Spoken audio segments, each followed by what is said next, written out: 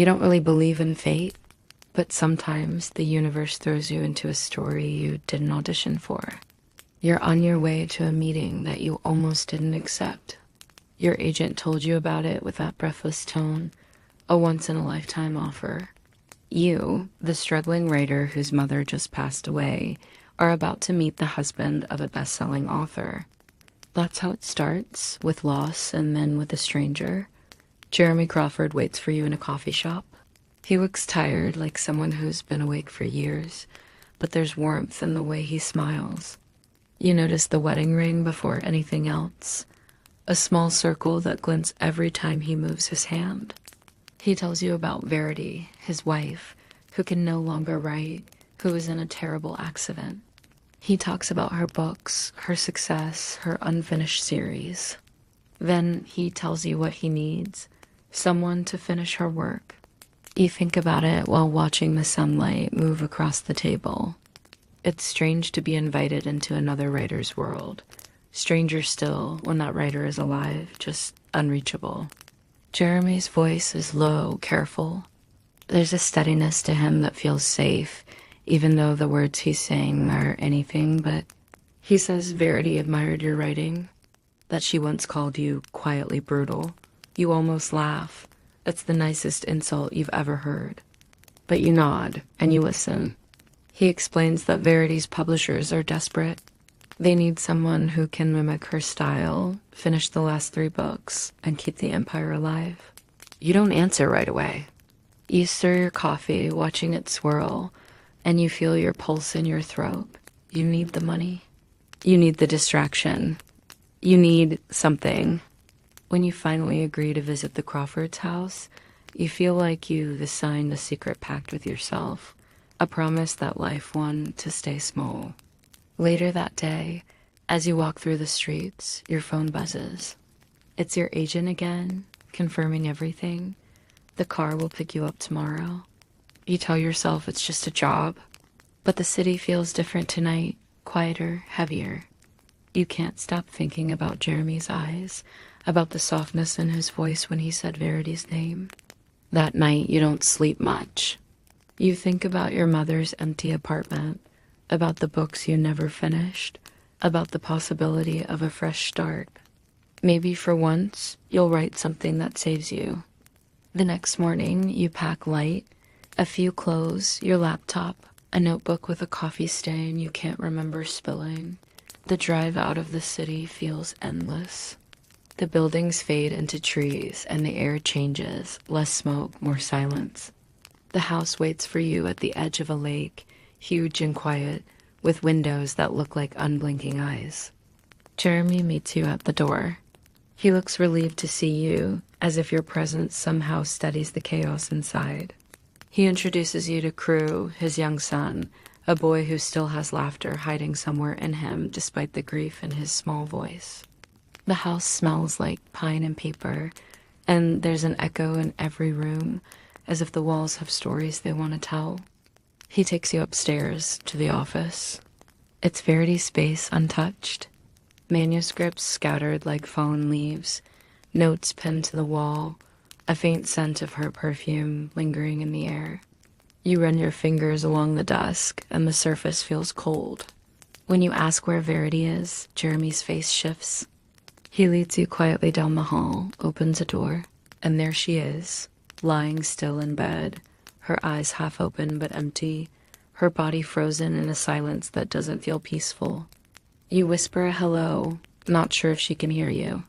Her face doesn't move, but something about her presence fills the room with unease. Jeremy explains she was in a terrible car accident. She can't move, can't speak. He says the doctors don't know how much she understands. You nod, pretending not to feel the chill that crawls down your spine. Later, when you're alone in the guest room, you can't stop replaying that moment. The way Verity's eyes seem to follow you, just slightly. Maybe it was a trick of light. Maybe it was your imagination. Or maybe she knows you're here to take her words. You set up your laptop, open a blank document, and type her name, Verity Crawford. The cursor blinks beneath it, waiting. You try to imagine what she'd want you to say, how she'd twist the world on the page. But the silence of the house seeps in, slow and heavy. Down the hall, you hear the faint creak of floorboards. You tell yourself it's nothing, just the house settling or Crew wandering in his sleep. You close your eyes and think of Jeremy's voice again, that mix of sorrow and kindness. You wonder what it must be like to love someone who can no longer love you back. Outside, the lake catches the moonlight. Inside, the air hums with quiet questions. You pull the blanket up to your chin, and for the first time, you feel the weight of being inside another woman's story. You don't know yet, but the words you're about to find in that office will change everything. Morning seeps into the house slowly, like it's unsure whether it's welcome here. You, Lowen, wake up to the sound of water moving against the lake outside and the faint scrape of a chair from somewhere below. For a moment, you forget where you are. Then the stillness of the place reminds you, Verity's house. Jeremy's world. The story you agreed to finish but don't yet understand. You dress quietly and step into the hallway. The air feels colder here, as if the walls are holding their breath. Downstairs, Jeremy is making breakfast. He smiles when he sees you, that easy, quiet smile that already feels too familiar. You join him at the table, and for a while, it almost feels normal. The smell of toast, the steam from your coffee, Crew's little giggle when he spills juice on the counter. Then Jeremy's phone rings, and the mood changes. He steps away to answer, voice low, words clipped. You look toward the stairs that lead up to Verity's room. It's strange how close she is and how distant. You can almost feel her presence from here, the heavy kind that lingers even in silence. After breakfast, Jeremy shows you the office again, tells you to take your time with Verity's notes. You can sense that this room hasn't been touched since the day everything changed. You open drawers slowly, almost afraid of what you'll find. Her handwriting is neat, sharp, confident. There are drafts, outlines, and beneath one stack, a thick folder with no label. You hesitate before opening it. The folder feels heavier than paper should. You pull it closer, the pages whispering as they shift. On the first page, Verity's name is written in bold. Below it, one word, asterisk autobiography. Asterisk, you tell yourself it's just a draft. Something private, something not meant for you. But you read the first line anyway, and it catches your breath. Her words are raw, not fiction, not polished prose, but confession. A voice that feels alive in the quiet room. You glance at the doorway, half expecting someone to be standing there. No one is, so you keep reading. The first chapters talk about her early life, her obsession with storytelling, her rise to fame. But soon her tone changes. She writes about Jeremy, how she fell in love with him, how she wanted him to herself, how love for her was always possession disguised as devotion. Her words are beautiful and cruel, like a melody that doesn't know if it wants to soothe or haunt. You find yourself leaning closer to the pages. Every detail feels too vivid to be just memory. The way she describes Jeremy's laugh, the way she admits jealousy toward anyone who dared speak kindly to him. It's unsettling, the kind of honesty that feels like eavesdropping on something sacred and dangerous. By the time you reach the part about the twins, their daughters, you feel the air in the room thicken. She writes about them tenderly at first, then differently, as if her affection started curdling into something darker. You stop reading there, your hands trembling slightly. You don't want to know more, not yet. You step outside for air. The sunlight glitters on the water, but the reflection looks distorted, rippled by wind. Jeremy is on the porch, fixing something with a quiet concentration that makes your chest tighten. He glances at you and asks if you're settling in. You nod, not mentioning the manuscript. You tell him the work is fascinating, that you're trying to organize Verity's notes. It's a half-truth that feels safer than silence. Later, when Crew asks you to read with him, You sit on the living room floor surrounded by picture books. He points out the characters with sleepy joy, and for a brief moment, the house feels lighter. You catch yourself smiling, watching the boy's small hand brush against his father's arm. Jeremy looks at you with a softness you don't expect, one that warms the air around you. But then the moment shifts. Crew looks toward the stairs and says something quietly, that Mommy watched him last night. Jeremy freezes, and you feel the back of your neck prickle. He forces a laugh, tells Crew that Mommy was sleeping, that dreams can feel real sometimes. Crew doesn't argue. He just shrugs and goes back to his book. When Jeremy leaves to tuck Crew in later, you linger by the window. From this angle, you can see the faint reflection of the second-floor hallway. Just for a second, you think you see movement there, the shadow of someone standing near Verity's door. You blink, and it's gone. You tell yourself it's the light again. It has to be.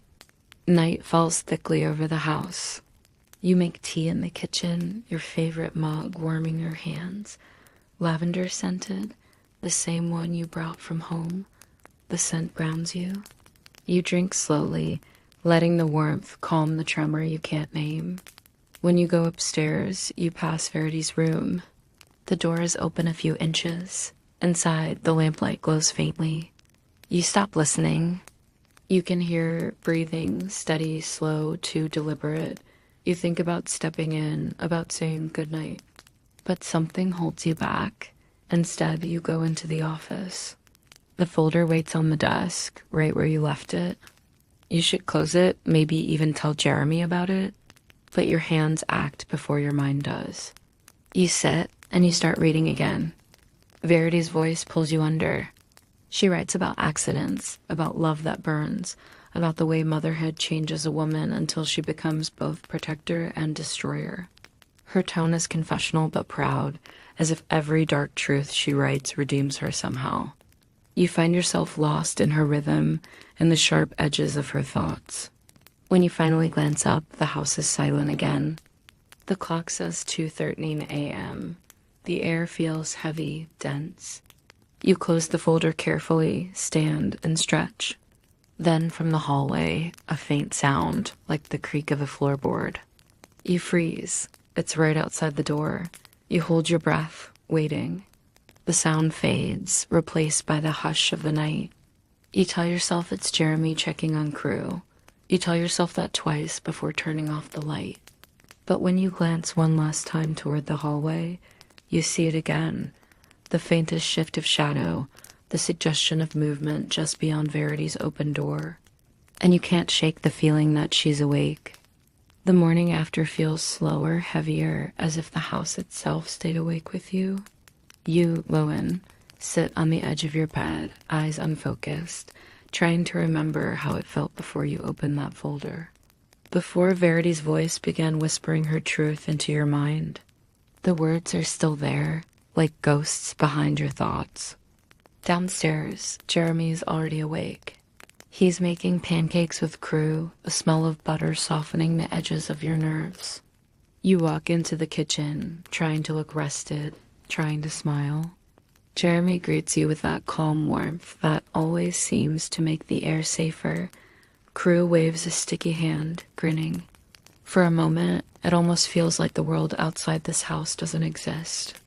You sit, pour yourself coffee, and ask about their plans for the day. Jeremy mentions errands, groceries, maybe taking Crew into town for ice cream. He asks if you'll be all right staying here to work. You nod too quickly. The idea of being alone in this house unsettles you, but curiosity outweighs fear. The folder calls to you. When they leave, silence folds over everything. You can hear the hum of the refrigerator, the soft sway of trees outside. You tell yourself you'll only organize Verity's notes today. You climb the stairs slowly, passing her half-open door. Her stillness feels like part of the furniture now, something permanent and watchful. You murmur a polite good morning under your breath, though you're not sure why. In the office, sunlight filters through the blinds, striping the floor. You open the folder again, drawn back into Verity's words. This time, her voice feels different, more intimate, more dangerous. She writes about her daughters in ways that make you uncomfortable, her love swinging between worship and resentment. Her jealousy of Jeremy's affection for them bleeds through every line. You pause, closing your eyes for a moment. You try to imagine being her successful, adored, and yet so consumed by insecurity that even motherhood felt like rivalry. It's painful and fascinating, and you hate that you can't look away. When you read further, you find the part about Chasten's accident. The words blur for a second before you realize what you're seeing. Verity writes that it wasn't an accident. She describes it with chilling calm, explaining how she watched, how she let it happen. You cover your mouth, staring at the page, your pulse pounding. You want to stop reading. You tell yourself you should stop, but your hand turns the page anyway. She writes about the aftermath, about Jeremy's grief, about pretending to be broken too. The pages feel like poison, but you can't drop them. You sit there for a long time, the words sinking into you. Finally, you stand, pacing the room. Outside, the lake ripples softly under the wind. You wish Jeremy were here to ask, to warn, to comfort, but what would you even say? I found something your wife wrote about killing your daughter. It sounds impossible, and yet the pages are right there. You leave the office to clear your head. The hallway feels narrower now, the shadows deeper. You pass Verity's door again, glance inside. Her eyes are open, staring at the ceiling. Her chest rises and falls faintly. You whisper her name, barely a sound. No reaction. But just before you pull away, her eyes shift just slightly toward you. You step back, heart racing. You want to believe it's coincidence, muscle spasm, anything logical, but the timing feels deliberate. You retreat to your room, close the door, and lean against it. You spend the rest of the afternoon trying not to think about it. You shower, change clothes, open your laptop, and type meaningless sentences. When Jeremy and crew return, their laughter breaks through the tension. You cling to it, grateful for the noise, for normality. At dinner, the house feels warmer again. Crew tells you about the ice cream, about the dog he saw in town. Jeremy listens with a soft smile, occasionally glancing at you, his eyes lingering longer than they should. You catch yourself returning the gaze, feeling something bloom quietly in the space between you, something tender and wrong. After crew goes to bed, you and Jeremy sit by the window with mugs of tea. He tells you about Verity before the accident, her success, her charm, how everyone loved her. There's sadness in his voice, but also something else, distance, maybe even regret. You ask if she ever wrote much after the crash. He shakes his head. She can't, he says softly. She hasn't touched a pen since that night. You nod, pretending you don't know about the hidden manuscript upstairs. He studies you for a moment. You seem shaken, he says. Is it the house? You laugh lightly, but it sounds brittle. Just a lot to take in, you admit. He nods. It's a hard place to get used to. It's too quiet sometimes. Later, when you're alone again, you can't sleep. You open your notebook, trying to write something that isn't hers. But all you can think of is Verity's voice in your head, the way she described Jeremy, the hunger in her tone, the possessive kind of love that consumes instead of comforts. You close your eyes and imagine Jeremy as she did, strong, patient, unaware of the storm beside him. You understand now why she clung to him. He's the kind of man who makes silence feel safe. At some point, you drift into sleep, but it's restless. You dream of the lake, of Verity standing beside it, her hair moving in the wind, though her face stays still. She turns toward you slowly, and her eyes are hollow, like ink spilled across paper. You wake to a sound, a soft thud, something falling upstairs. You sit up, heart pounding. The clock glows 3:12 a.m. You wait, holding your breath. Another sound, a faint scrape, like wood against wood. You step into the hallway. every creak of the floor echoing too loudly. The door to Verity's room is slightly ajar. The lamplight spills across the floor. You move closer, your voice barely a whisper. Verity? Nothing. You push the door open gently. She's there, in the same position, eyes closed now. The lamp flickers once, then steadies. You exhale slowly, forcing a laugh at yourself. It's just the house, you whisper. Just the house. But when you turn to leave, something catches your eye.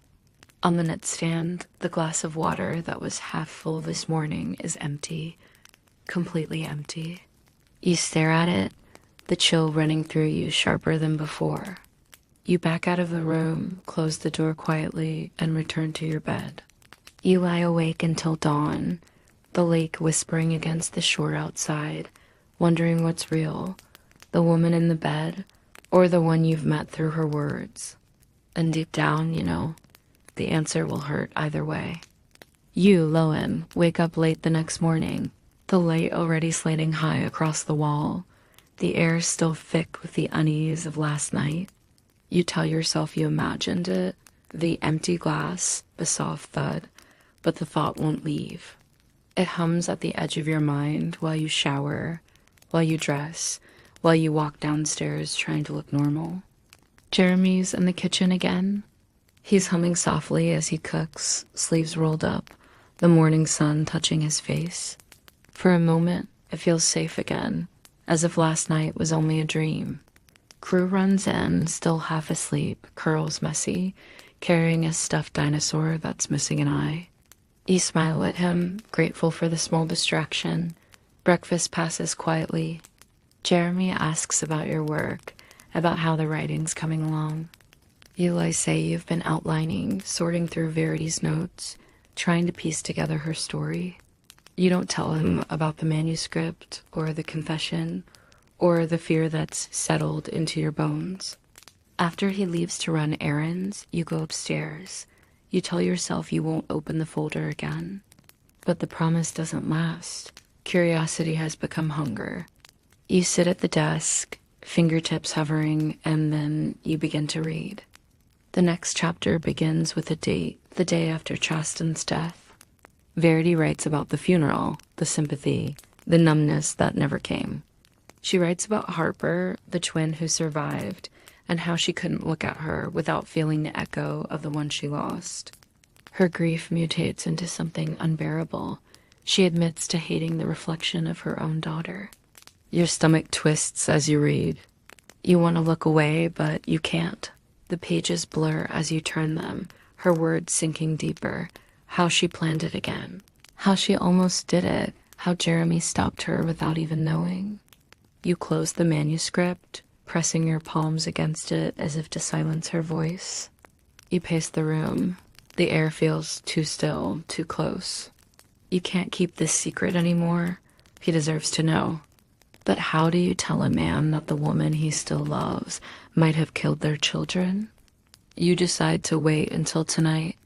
You need to see how he looks when you say her name. You need to be sure. The day passes slowly. You work half-heartedly, typing lines you immediately erase. Crew comes in to show you a drawing his family, smiling stick figures holding hands by the lake. You notice Verity's figure drawn in the window, small but present. You ask if that's Mommy, and he nods proudly. She watches us, he says simply. The words settle cold in your chest. When evening comes, the three of you sit outside. The sun drips down behind the trees, painting the lake gold. Jeremy tells you stories about his childhood, about the cabin his father built, about how Verity loved this place when they first moved here. His voice softens when he says her name, but there's distance in it now too. After Crew goes to bed, you stay outside with him.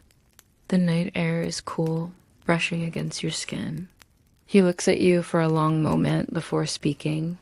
It's been easier having you here, he says. The house feels less haunted. You laugh softly, but it catches in your throat. Haunted? He shrugs. Not by ghosts, by memories. There's a pause, heavy but not uncomfortable. Then his eyes meet yours, steady and searching. You don't look away this time. You can feel something fragile forming in the quiet between you, something that feels both dangerous and inevitable. He leans in slightly, his voice lower. I don't know what it is about you, Lowen, but it feels like I've known you longer than I have. You should step back. You should say something practical. But instead, you whisper, maybe some people recognize each other's loneliness. The space between you dissolves. His lips touch yours, slow and uncertain, like a confession whispered into the dark. You taste warmth, salt, the faint trace of the tea you shared earlier. For a moment, you let yourself fall into it, the softness, the relief of being wanted. When he pulls away, he looks conflicted. I shouldn't have. You stop him gently. It's okay, but deep down, you know, it's not. You go to bed with the taste of guilt lingering on your tongue and the sound of Verity's name echoing in your thoughts. That night, you dream again. The same lake, the same figure. Verity standing just beneath the water, eyes open, hair drifting like seaweed. When you wake, your skin is cold. You decide. You can't keep the manuscript hidden any longer. The next morning, you bring it to the kitchen. Jeremy's there, making coffee. His expression softens when he sees you, then shifts when he notices the folder in your hands. I found this, you say quietly, in her office. You should read it. He frowns, confused, then opens it. You watch him read, page by page, his face tightening, hailing, breaking. You want to reach for him, to stop him, but you know he needs to finish. When he looks up, there's silence. The kind that feels like the moment before something shatters. You're sure she wrote this? He asks. Yes, you whisper. It's in her handwriting. He exhales shakily, runs a hand through his hair. I don't know what to think. You step closer, your voice barely audible. You don't have to decide right now. Just don't go in there tonight, please. He nods slowly, eyes distant. Then he whispers, thank you for showing me. The rest of the day passes in fragments. He avoids Verity's room. You hear him moving around, heavy footsteps, doors opening and closing. At dinner, Crew asks where Mommy is. Jeremy just says she's resting. His voice trembles when he says it. That night, the house goes silent early. You lie awake, staring at the ceiling, listening. Then, sometime after midnight, a noise, a sharp, sudden crash. You sit up, heart pounding, listening to footsteps, heavy, deliberate, moving fast. Then a door slams. You rush out of bed and down the hall. Jeremy stands at the end of it, breathing hard, eyes wild. She's not, he starts, voice breaking. Lowen, she was standing. She was asterisk standing. Asterisk, you freeze. What? I went in there. The bed was empty. She was by the window. Your breath catches. The house is too quiet. Then a sound of creak from the living room below. Jeremy grabs your hand, and together you move down the stairs. The moonlight spills through the windows, casting silver across the floor. And there she is, Verity, standing by the fireplace, pale and silent, eyes wide open, not a ghost, not a memory. Flesh and breath and terror. You don't scream. You can't. Jeremy steps forward first, voice trembling. Verity? She doesn't answer. She just watches, expression unreadable, like someone waking from a long dream. And in that frozen moment, you realize whatever this truth is, it's worse than the words she wrote. For a heartbeat, the house holds still. You, Lowen, can hear your own breath in the quiet, quick, uneven. Verity doesn't move. She stands there, barefoot on the wooden floor, her nightgown clinging to her frame, her eyes unblinking. Jeremy's hand is still gripping yours, his pulse racing through his skin. It's not possible. You saw her motionless for days. You saw her eyes stare at nothing. But now she's standing, alive, alert, and watching. Jeremy takes a cautious step toward her. Verity, he says, his voice shaking. How long have you been awake? No answer. You can feel her gaze drift between you both. It's the kind of look that makes you want to shrink, to vanish. When she finally speaks, her voice is soft, rasped, like paper tearing. "Jeremy," she whispers, "I can explain." He freezes. You don't move. You can feel the air thicken, the walls listening. She looks fragile, but there's a strange steadiness beneath it, something calculated. She starts to cry, or maybe she pretends to. It's hard to tell. "I didn't mean to scare you," she murmurs. "I've been awake for weeks." "I was afraid." Jeremy's mouth opens, but no words come out. You step forward before he can. "Afraid of what?" you ask, the question trembling out of you. Her eyes find yours, and for a second, the room tilts. "Of you," she says simply. You flinch. "Of me." She nods, slowly. "You've been in my office, reading my things, twisting them." You shake your head, disbelief flooding through you. "I didn't twist anything. I found what you wrote, the manuscript." You admitted everything. Her lips curl faintly, almost a smile. "That was fiction." The silence after that is unbearable. Jeremy's voice breaks it. "Fiction?" He steps closer. "You wrote about killing our daughter. You wrote about letting it happen." Verity's eyes glisten. "Jeremy, that was never real." "It was an exercise." My editor told me to write from a villain's perspective, to get into her mind. It was research for a new book. "You have to believe me." You stare at her, your pulse pounding in your ears. It sounds possible, but everything inside you screams that it isn't. The details were too real, too raw, too full of her. Jeremy rubs a hand across his face, stepping back. "Then why hide it?" Verity's voice breaks into a sob. "Because I knew you'd find it one day and hate me. Because I knew how it sounded out of context. I didn't want to lose you." You watch her, trying to read her eyes. There's no tremor in her hands, no confusion. Only calm precision. You realize, with quiet horror, that she's lying. Not panicking, not explaining. She's performing. Jeremy's confusion turns to exhaustion. "I don't know what to believe." Verity steps forward, reaching toward him. "Believe me, Jeremy, please. I've been trapped in that bed, listening to strangers in my home, to her." Her eyes flick toward you, trying to replace me. You feel something sharp twist in your chest. "I never stop," she whispers, voice dripping sweetness. He's too kind to see it, but I do. "You came here to take my life, my story, my family." Her words land like stones. You turn to Jeremy, desperate for clarity, for something real. "You know me?" You whisper. "You know, I wouldn't." He looks torn, eyes darting between you both, heart caught in the impossible. Then Verity's voice softens. "Jeremy, please, let's go upstairs. Let's talk privately. I'll explain everything." But he doesn't move. The moment stretches. Then his shoulders tense, the exhaustion in his face replaced by something cold and final. "No," he says quietly. "We're not doing this again." Her expression changes instantly. The tremble in her lips vanishes. The tears stop. Her voice lowers, steady now. "You're making a mistake." Jeremy's jaw clenches. "The mistake was trusting you.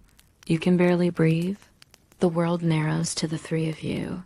Verity's sharp stillness, Jeremy's shaking anger, your heart caught between fear and disbelief. He turns to you. "Take Crew outside," he says, but his voice sounds distant, hollow. You hesitate, frozen. Then you see Verity's hand twitch, a flash of something in her eyes. Not fear, but fury. Everything happens fast. Jeremy moves first, pushing past you toward her. There's shouting, movement, a thud. You grab Crew from the hallway where he's crying, press him to your chest, and run outside. The air is cold cutting. You stand on the porch, holding him, trying not to listen to the sounds inside. And then silence. When Jeremy finally steps out, his face is pale, his breath ragged. He says nothing for a long time. The lake shimmers behind him, the last light of evening fading. "She's gone," he says finally, His voice is flat, almost gentle. It's over. You don't ask how. You don't want to know. In the days that follow, the police come. They call it an accident, a confrontation gone wrong. You give your statement quietly, the truth too tangled to tell. Cruz stays close to you, quiet, watchful. Jeremy doesn't speak much, but when he does, it's always kind. Weeks pass. The house feels lighter, the air less suffocating. You move into the city together, slowly piecing together something like peace. You start writing again, real writing, your own story this time. Sometimes you wake up at night and think about her, about Verity's face, her eyes, the words she left behind. You still don't know which part was real. Then one afternoon, as you're packing boxes, you find something wedged between the floorboards, a letter folded, hidden deep. You unfold it slowly. The handwriting is hers. In it, Verity explains everything. How she knew you'd find her manuscript. How she wrote it to manipulate Jeremy if he ever discovered it. How she was never sorry. How she'd rather die than lose control of her own story. The words end with, "You'll never know which version was true," and that's the point. You fold the letter back, slip it into a drawer, and never mention it again. Some truths are better left where they belong, buried, quiet, sealed beneath the floorboards. That night, Jeremy finds you on the couch, his head resting on your shoulder. The world outside hums softly. You close your eyes, exhaling. Maybe peace iacen to the absence of ghosts. Maybe it is learning to live with them. The house by the lake is quiet now. You, Lowen, sit by the window, watching the reflection of the moon on the water. The world feels softer, like it's exhaled after holding its breath for too long. The nightmares have grown faint, just whispers now, distant, almost kind. Jeremy breathes steadily beside you, and the rhythm of it anchors you. Cruz's laughter from the other room drifts faintly through the air. Life has returned, cautious but real. You sip your tea slowly, lavender sweet, feeling the warmth spread through your chest. You think about how stories can save and destroy in the same breath. How love can wound quietly or heal without ever saying a word. You remember Verity's name, the sound of it, the weight of it, and then you let it go. The lake outside glows silver. A breeze moves through the trees, gentle as forgiveness. You close your eyes and imagine the water carrying everything away, every secret, every lie, every version of the truth that once haunted you. Your heartbeat slows. The world narrows to softness, the rustle of leaves, the creak of wood, the steady warmth beside you. You think for a moment that maybe this is what peace sounds like, not silence, but a quiet hum of life continuing. If you're listening now, let your shoulders loosen. Let your breath even out. Picture the still lake, the quiet house, the moonlight spilling across the floor. You've made it to the end of the story, and you're safe here.